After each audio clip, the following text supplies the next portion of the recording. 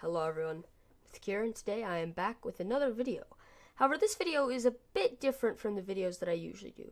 Today we're going to be talking about, or just trying to do something different. So some of you may have heard of the YouTuber known as 2Kliksphilip, and while he is a great YouTuber, and I do recommend to watch all of his videos because they are really good, he has a series where he tests all of the Total War games that involve Britain and France, and see which one is the most fun based on how easy it is to beat the French. This Shogun video is just in here because why not, but as you can see, he's got Medieval Original and 2 Rome Originals, and he's the main topic of our video is going to be Medieval 2. Now, he had a bit of an issue with his Medieval 2 disc, and whenever he would win a battle, and this is footage from it, the game would get to the loading, and then it would crash. Now, this understandably made him pretty angry, and one of my main, ideas and thoughts of why it crashed is, one, it was a disc version of Medieval 2, which isn't patched for new things, and also, he had the game running on 1080, 4K, and 4K, the game was not meant to run on 4K. So, despite turning the graphics down, it probably didn't help. Now, as much as I admire him, he's a good YouTuber, and I don't hate him at all. He said that Medieval 2 was a bit buggy, and he also said that it wasn't the best, and why he liked it. But he said it was bad, and he gave it a bad review. And nobody gives my Medieval 2 Total War a bad review. So, here we are. We're actually in the game this time. And we are clicking our faction, here are my settings, blah blah blah, and we are going to start the game. So, in the game, I decide to pretty much just do what you should do, which is, with England, delete one of your ships and get rid of those peasant troops. They're not that valuable. I always keep my peasant troop in London, though, because I feel that London is valuable to have some nice, just garrison in it. It's not that expensive. But we immediately set to move to York, and trying to set off to do what Philip failed at first time. Unite the British Isles, starting with York, and in the middle we also got the dead Pope, which was pretty good for us. We also managed to vote for the Polish Pope, who actually won, which was another very useful thing that kind of went in our favor. Very glad this happened, as it means we have lots of papal favor now. Continuing with our conquests, we went on to Carnarvon. A crusade was also called on Cairo. However, I didn't think I had enough troops to send it, but then I said, whatever, I'll do it anyway. So I decided to send my friend Robert to go to the Crusades. He would go bring honor to England, and he would do the country proud. We then fought a battle with Scotland. We started peppering them with arrows, which did lots of damage. And we killed many of them, but it was not long before our arrows ran out, and we then had to charge them. It was a bloody brawl. We weren't doing that well. In fact, many of our troops were breaking and dying, and we were losing. We kept trying to push up here, but it just didn't work. And the battle looked in debt for a while. However, the battle was soon won as we killed the enemy general, and this would propel us to victory, as using the death of the general, we were able to rout many of the Scottish forces.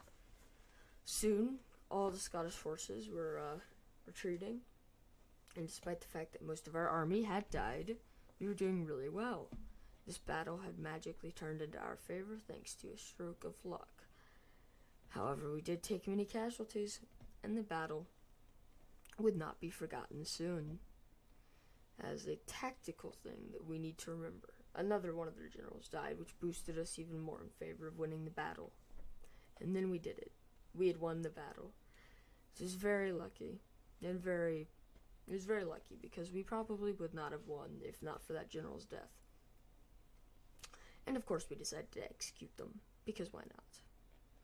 We also then attacked the city of Edinburgh.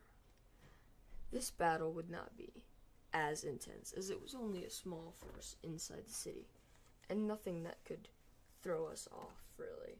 There were 2 battles for the city of Edinburgh, and the second one was a resounding victory for us. Now, we had to exterminate the population, as the Scottish always revolt a lot in this game, and it's always much wiser to just get rid of the populace and not get as much money than lose a lot of stuff. Unfortunately, King William died, and Rufus became the king. We also took over Alexandria and razed the city to the ground to get as much money as we possibly could from it. This is the greatest tactic, as you can really end up with a ton of cash and then put the tax rate on high, and what I always do is just then abandon the city and go after the next city on the list of money-making schemes. It's always good to get a lot of money in this game. A lot of money. We also took over Cairo a turn later and sacked it for a ton of money as well.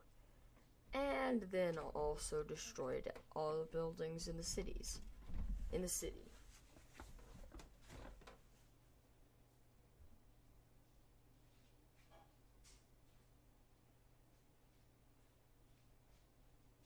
And then we promptly moved on to Jerusalem to go get more money from it.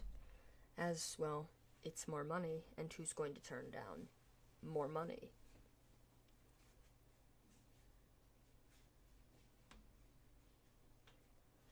We also decided to get map information from the French, as we need to see the French lands before we can, take it out. We gotta plan. We gotta prepare. We gotta wait a second. We also then captured Inverness, which gave us control of the actual Great Britain, and all we needed was Ireland to unite the Isles. We then took Jerusalem as well, sacking the city, and then destroying the few buildings that were inside.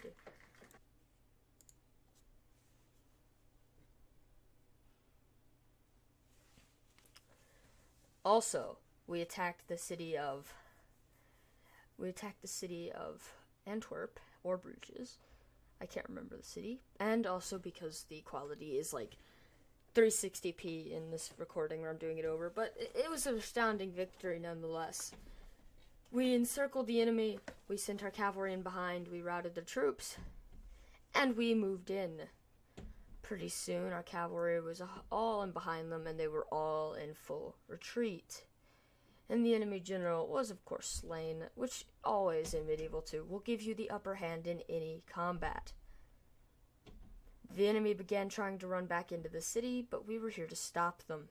And soon, the city was ours. It was Bruges.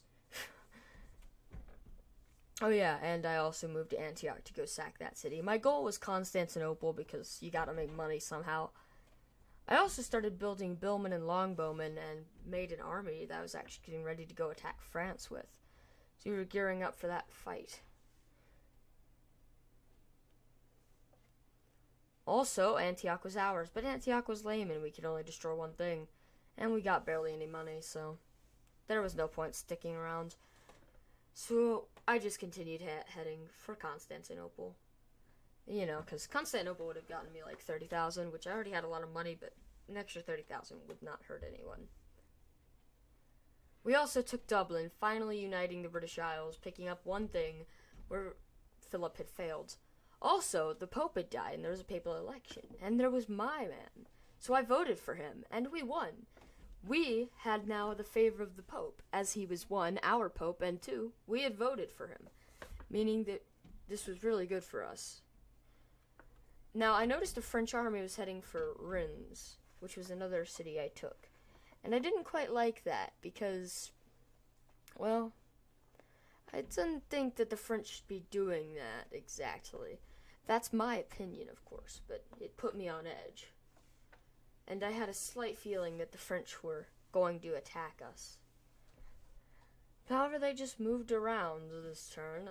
I was very suspicious. I did not trust them. And then they did it. They attacked the city of Rennes. I did not, I was not really prepared, so the city had a very small garrison, so I did not expect to hold the city. But I was ready to retaliate because I had troops in many places. And I had an army that was already close to Paris. And then a bit of luck just happened. The army at Rennes turned rebel. The French lost a huge army over it. And this same turn, we decided it was time to take Paris. For our own, and the glory of the British Empire, of course. Rule Britannia. We moved at the walls quickly, took them down, we killed the archers that were on the walls, and we rushed into the city.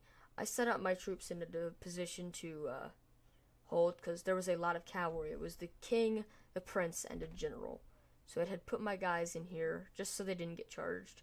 And then I decided to charge the enemy generals. This part was fun. However, the enemy generals had no chance against two-handed units with spears versus stationary cavalry, so it was not much of a fair fight, of course. Still, though, it showed the British obvious superiority over the French troops in battle. We killed many of them, and the battle raged on.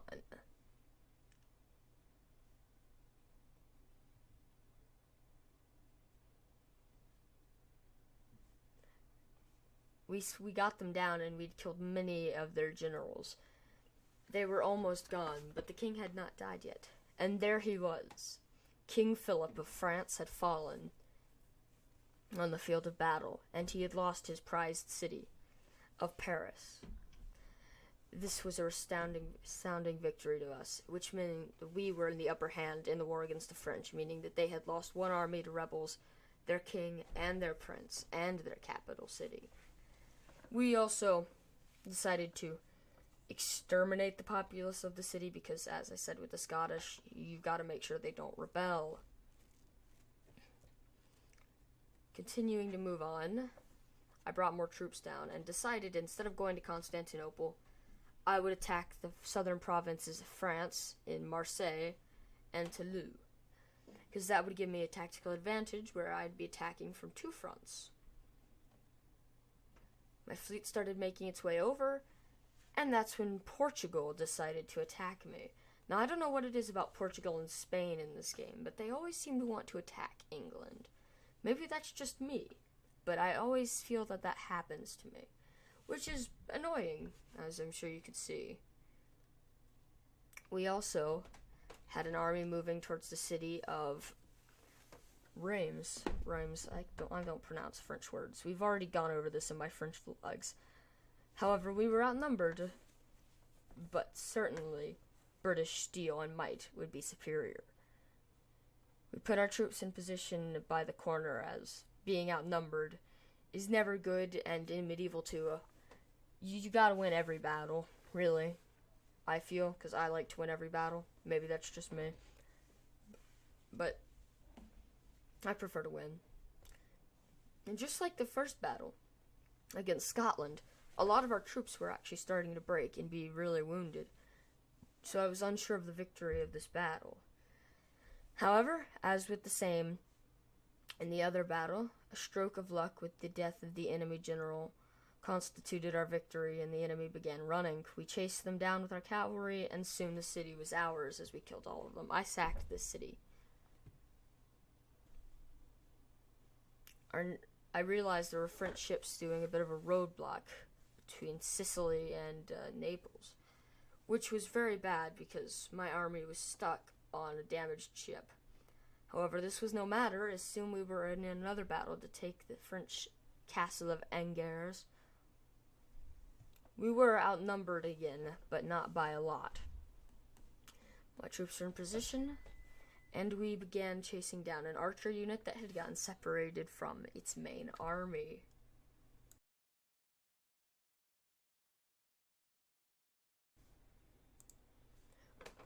We continued to smash the enemy in the battle.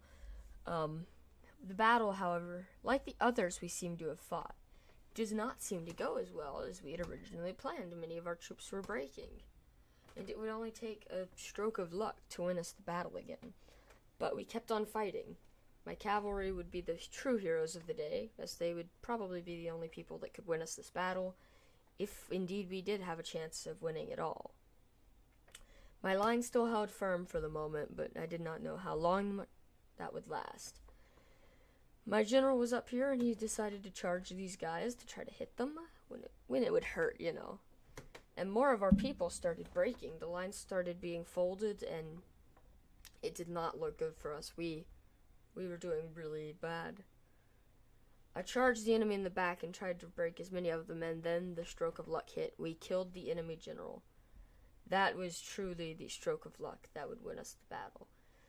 The battle soon turned in our favor, and our cavalry was able to kill the enemy, which would let us win the battle. But we have been extremely lucky in all of our battles so far, and I am unsure of whether that luck will stay or if it will leave us, just like the enemy troops leaving the battlefield at the moment. Luck can turn on a coin flip. It probably is a coin flip, most likely. And this was very dangerous luck, as it was playing with our victory or our defeat. Also, our naval battle was a defeat. As the enemy attacked us, we retreated to Greece. And then we were attacked again, but we won. Because, Rule Britannia with the ships and all. And we were able to take the city of Angers, and we had now taken 3 French cities, which left them with only 2 cities left, which meant we were getting extremely close to our goal. However, the Holy Roman Empire attacked us. They attacked Bruges. This was not good. We just had made peace with the Portuguese. However, this was getting sketchy, as too many people were going to war with us, and I was unsure whether we could beat the French with this many people. I decided to unload my troops in Greece and disband the ships. And I guess I could hop and probably go around. We did win in Bruges against the Holy Romans, pushing them out. I didn't feel like fighting this battle, as it took away from the main goal, and would have just made the video a lot longer to edit down, which it was already 3 hours, so I didn't really feel up to editing another 20 minutes out. And then Milan declared war on us, so it was the HRE in Milan, and most likely Portugal would come back. We did win another battle against some French. It was a really good battle. It was really easy because it was a peasant army. We had sent an army down to go to Toulouse, and it was getting close. Toulouse had a really big garrison, and it was good too. My army was not up to scratch compared to that one. But I thought I could siege them out, and probably can win. They decided to attack us. They had a new king, and they outnumbered us by a lot. Now victory was not so certain. So, well, guess we gotta fight it, and we gotta see what happens.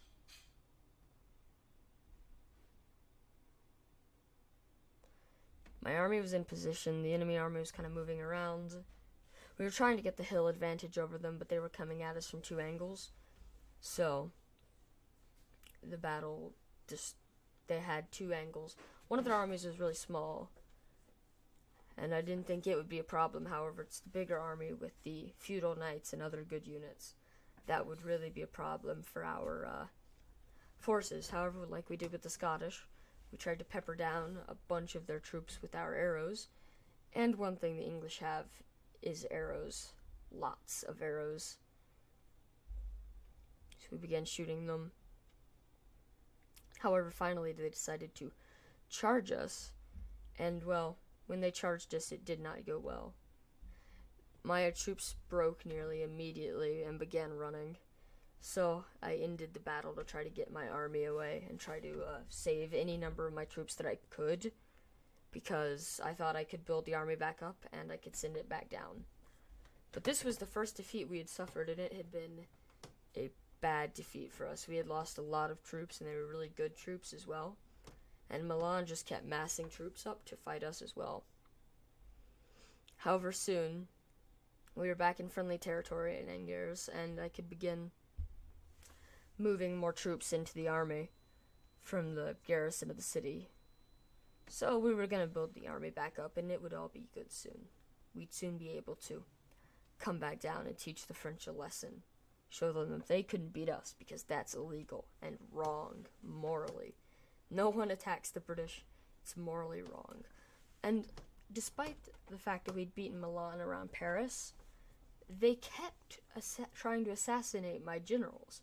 which was a bother because that could have dealt a real blow to just my army.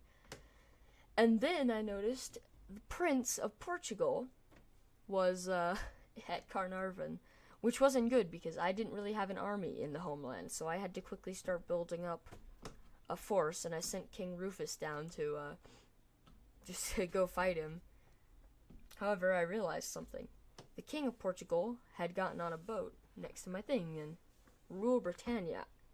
I have a navy, so I killed the Portuguese king's army, meaning that the new King of Portugal was stuck on the British Isles. And they were one king down, which is always bad for the enemy. Unfortunately, the Pope died, meaning I no longer had as much papal favor, and a new Pope was elected. He was the Pope of Hungary. My army, however, more importantly for me, was backed down by Toulouse. And I didn't care at this point if I got excommunicated by the Pope. My other army had been hopping from the Italian peninsula and had gotten to Marseille, so both of the French cities were now besieged, and we were now on the cusp of victory. We also moved more troops towards Carnarvon to take the city back, because to win this game, I say we need at least to hold all of the British Isles and take all the French territory that we can. So we needed to claim the British Isles back. France decided to attack us outside of Toulouse, and, so begins the most fun battle I think I've ever had in Medieval 2 Total War. Now, this battle started out with me and the French both positioning our troops. I positioned off to the side of the castle as the enemy had to come out to attack me.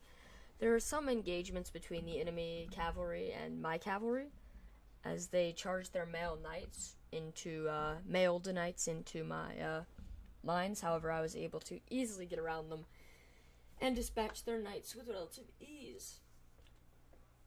Now, the main reason I think I liked this battle more than any other battle I've ever fought is there was no clear battle line. Like, I killed one enemy general really close. There were cavalry engagements that were really close to the front line, but then there wouldn't be any engagements and you'd move forward. And then there'd be someone from behind, and there'd be someone to the right, and someone to the left, and someone in the front. And it's just this big brawl, but at the same time, I mean, well, granted, the battle was in our favor because they attacked us piecemeal. It was still fun to see how they attacked piecemeal. Because, you know, we were fighting over here. We had a little cavalry engagement. But the main infantry was up there fighting other people. And that's just what I really liked about this battle. It was kind of everywhere. And I also liked the ending. The ending was also very fun. So this cavalry engagement, I just charged them from behind, and they broke, like, nearly immediately. It was not that hard to break them when they attack you piecemeal. And there were more of them. Here's where, like, a main outside fight, the main fight probably was. Sure, you got the majority of their infantry fighting me. But they broke really easily, and I was able to get around behind them with the cavalry. And, boom. There goes another broken unit. And just, like I said, the battle lines were everywhere. You didn't really have one. There was some dude behind you. And you've got people in front of you and people to the left of you. It was just really fun. But we kept charging. And, oof. Like I said, yeah, there the fighting has moved a lot. Like, the battle lines changed. It was interesting. Maybe I should just stop saying it was the best and the coolest. It was just interesting. But we were routing the enemy. We killed their king. That turned the battle very much in our favor, and it helped us out a lot.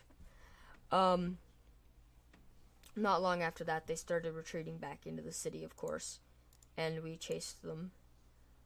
Because what else are you gonna do? You gotta chase the enemy down. They did try to slow us down a bit with their cavalry units, but that's not going to stop us. The enemy had retreated into the castle, and my general tried to rush in after one of their units to get through the gate, because there was no other way that we'd possibly be able to get into the city center. They opened the gate, and my general bravely charged in to try to claim the gates as ours so the rest of my troops could get in. Alone, he fought off many units by himself for a long time, and I was very scared he would die through most of it. However, luckily, more of my units started to pile in. Soon my general was going to be saved from his inevitable fate of doom and death. As he got out, more of my troops piled in, and I started just doing cycle charges against them with the general just to try to get some more kills. However, it was very risky, as the enemy, they had spears, and it was just in general a scary moment for my general. I did not want him to die because he was such a good general.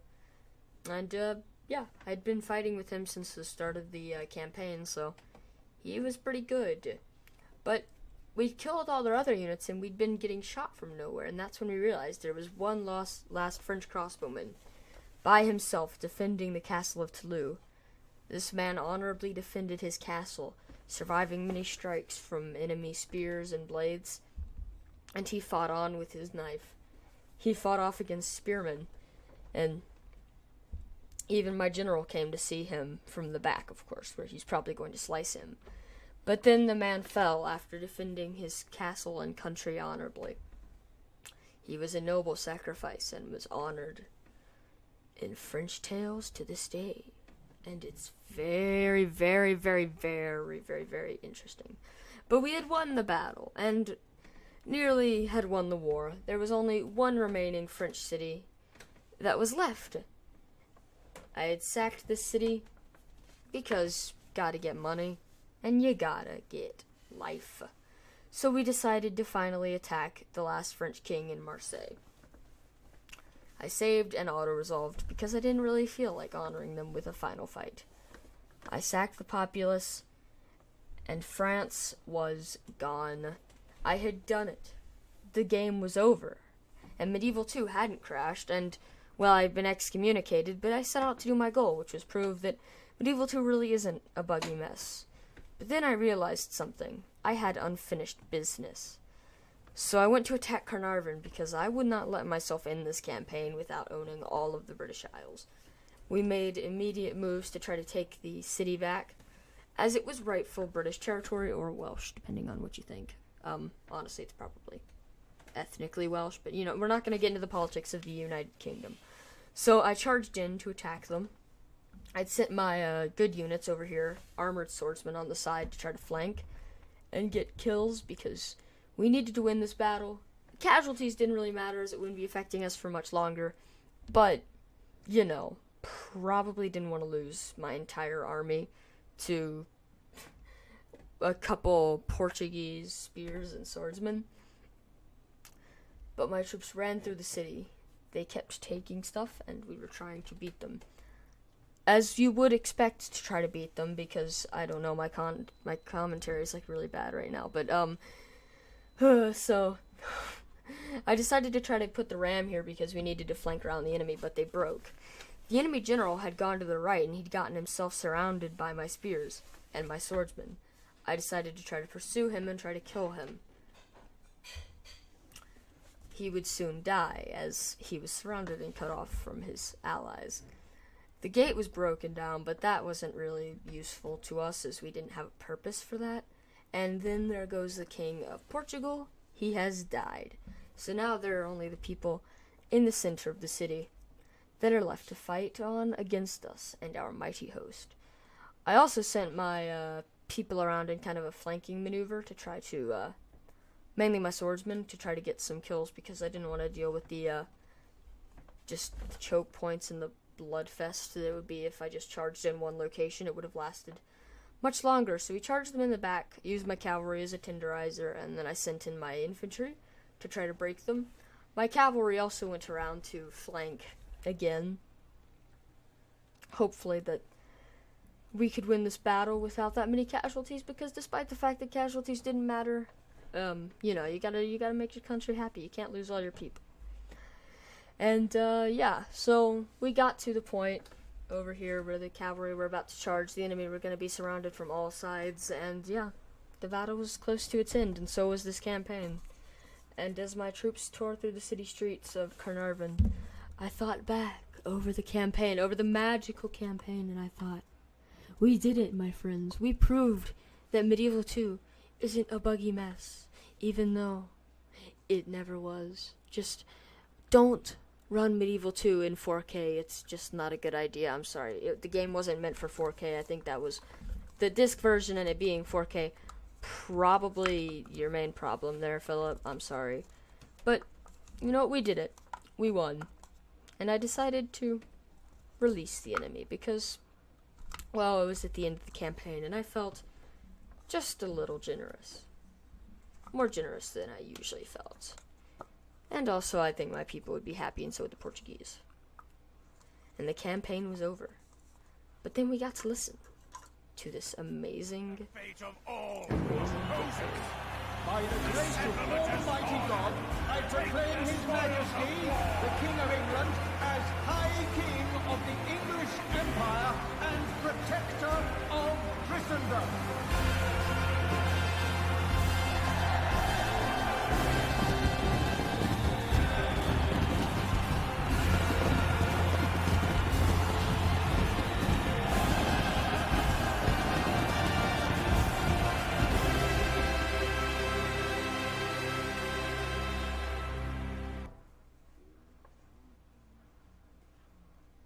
I hope you all enjoyed. Remember to like, comment, subscribe. Mithyc out.